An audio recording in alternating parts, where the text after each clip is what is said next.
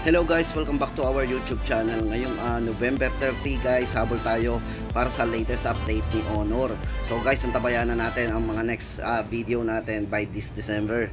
Guys, ito sa mga naghahanap nga pala ng budget phone ni Honor, good news po yan kasi ito po para dito sa kanilang pong bagong release na entry level nila na Honor X5 Plus ay naka-discount po. Meron po siyang discount na 500. So may less pong 500, so magiging 5,490 na lang po yan. At para po sa kanyang specs guys, ito check po natin. Ito sa battery, meron itong 5,200 mAh battery, pang matagalan. Then sa camera, meron po siyang 50 megapixel. Then 2MP at sa front naman guys, meron siyang 5 megapixel. Yan, sa mga may libong selfie. Guys, sa memory ito po ay naka 4GB RAM, 64GB internal storage na. Then yung chipset na ginamit is naka MediaTek G36. Then guys, ito dito natin from 5,990 discounted po siya ng 500. So magiging 5,490 po yan. Then naka 90Hz na po yung refresh rate ng screen niya. Yun ang maganda sa kanya. So yun guys, ang latest update natin for X5 Plus. Guys, dito naman tayo kay Honor X6A. O ito, bago lang din po ito. Sa mga entry level po ni Honor, ito, Honor X6A battery guys, ganun din. Unang-una po sa highlight siya, naka 5,200 mAh din po yan. Sa rear camera, 50 megapixel din, plus 2MP. Then, sa front camera, naka 5 megapixel din po yan. At syempre guys, ito yung design. Napakaganda po ng design yan. Naka triple lens po yan ng camera. So, 2MP, dalawang 2MP po yan para doon sa kanilang dalawa pang camera. Then, sa front, ito ay merong 5 megapixel para sa kanyang selfie camera. Guys, ito naka 4GB RAM, 128 na po. So, mas mataas po ang internal storage ito. Then, chipset, naka MediaTek G36 din. Syempre, based on Android 13 yung Android nito. Magic OS na based on Android 13. So, latest Android po yan. Then, refresh rate po nito, naka 90Hz na din po. Yan. Size ng screen, naka 6.56 inches LCD. Yan. Yan guys, ang ating latest update para dito kay Honor X6A at X5 Plus. Guys, ito naman sa mga nagtatanong ng update natin para dito kay Honor X7A. Para sa latest update po natin sa price po nito, yan. Guys, ito, same price pa rin po yan. 7,990 pa rin po ang ating update para sa price po nitong si Honor X7A. Yan, sa mga nagtatanong po nito guys, ang maganda dito kay Honor X7A, taas ng battery po niyan, naka 6,000 mAh battery po ito. Then sa size po ng screen, naka 6.74 LCD IPS na naka 90Hz na po yung refresh rate niya. At yung kanyang chipset is naka MediaTek Helio G37. Then ulitin natin, 6GB RAM, 128 na po ang kanyang internal storage. Then pagdating naman po sa camera guys, ito para sa rear camera, ito si Honor X7A ay merong 50 megapixel. Then meron siyang 5 megapixel para sa wide angle, 2MP naman para sa depth camera at 2MP para sa macro lens. At syempre guys, sa front camera na meron siyang 8 megapixel. So yun guys, supported siya ng 6,000 mAh battery and 22.5 watts Honor Supercharge. So yun guys, ang ating latest update para dito kay Honor X7A. Same price pa rin, 7,990 po. And guys, sa mga nagtatanong ng update po ni Honor X7A, 7,990. Guys, ito naman ang ating latest update para kay Honor X8A. Guys, good news kasi ito ay naka less 1,000. So, date nga lang natin ngayon is November 30. So, last day na po ng November. Ito po ay babalikan po natin by December kung ito po ay tuloy-tuloy pa rin at kung may madadagdag pa po. Ito guys, good news. Unahin na natin ang presyo. Ito ay naka 10,990 discounted po ng 1,000. Magiging 9,990 na lang. So, ito guys, para doon sa kanyang mga specs, check po natin. Yan. Sa camera guys, ito may 100 megapixel po yan para sa kanyang main camera. So mga mahilig mag-camera dyan. Then size po ng screen guys, ito is naka 6.7 Honor edgeless display. So ibig sabihin guys, yung display po nito ay talagang less bezel po yan. Bezel-less kung tawagin. Mapapansin nyo, full screen talaga yan. Then naka 8GB RAM, 128 na po yan para sa kanyang internal storage. Yan, equipped din po siya ng Honor RAM Turbo. Then 16MP para sa kanyang selfie. Sa mga hilig mag selfie guys, bukod sa 100 megapixel po sa kanyang main camera, sa kanyang front camera is 16 megapixel.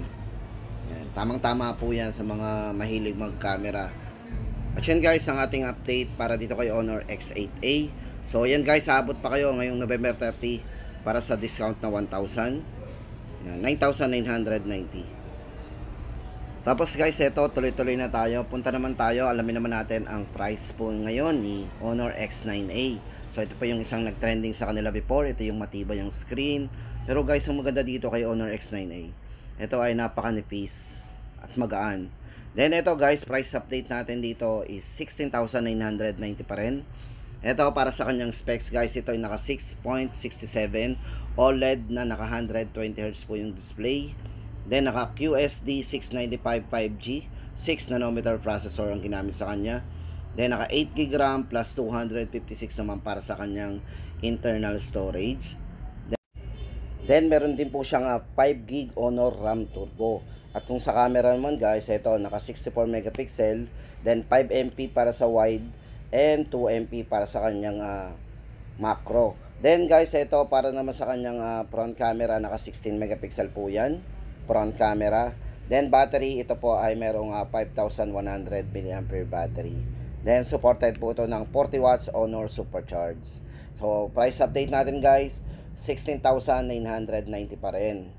Yan. Bago tayo pumunta doon sa mga 90 series guys, ito, check muna natin yung kanyang napakalinaw na camera. Ayan. Ayan guys, sa mga gusto mag-avail, ito na po yung ating latest update. Babalik po tayo dito guys kay Honor para sa mga latest update po nila. Baka mamaya may mga bago silang update pagdating dito sa mga price nila this December. So yun guys, abangan natin yan. Yan. So guys, sa mga gusto mag-avail ng Honor X9A 5G, ito na po yung ating update. Yan. 16,990. At ito guys, dito na tayo para sa 90 series naman po ni Honor. Ito yung latest po nila, si Honor 90 5G, at yung huli po lumabas na budget ay si 90 Lite 5G. Yan. Ito guys, unahin na natin yung 90 Lite 5G. Ito guys, 12,990 lang. So mas mababa pong presyo itong bagong release po nila na pagdating sa 5G. Yan. Yan, ulitin po natin ang price po nito guys is 12,990.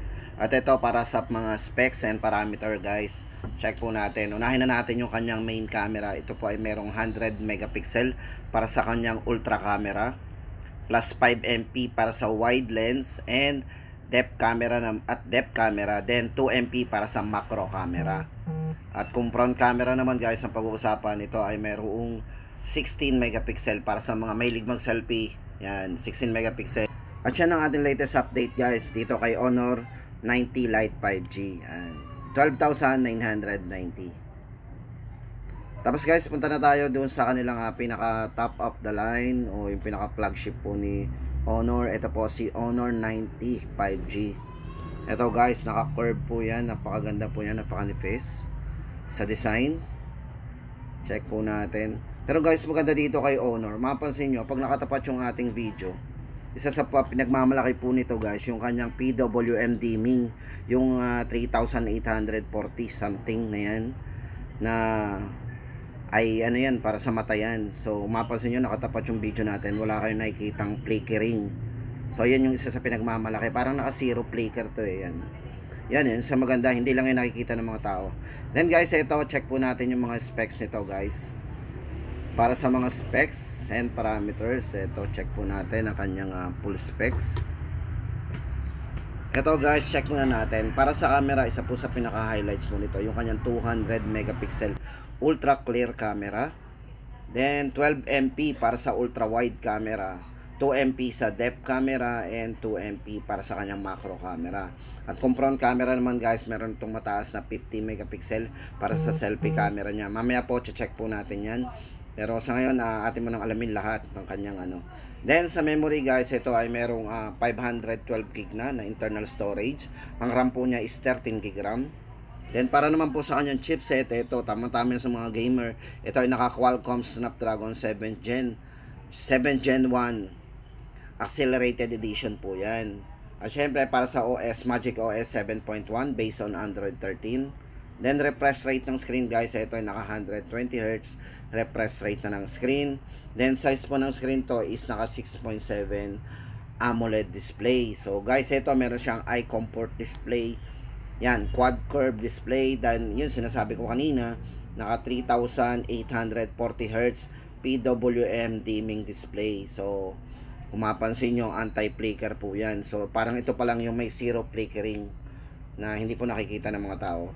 Yan guys, para sa latest update po natin dito kay Honor 5G, Honor 95G, price po nito guys ay mas mura po ito before do sa 17 nila. Ito po ay 24,990.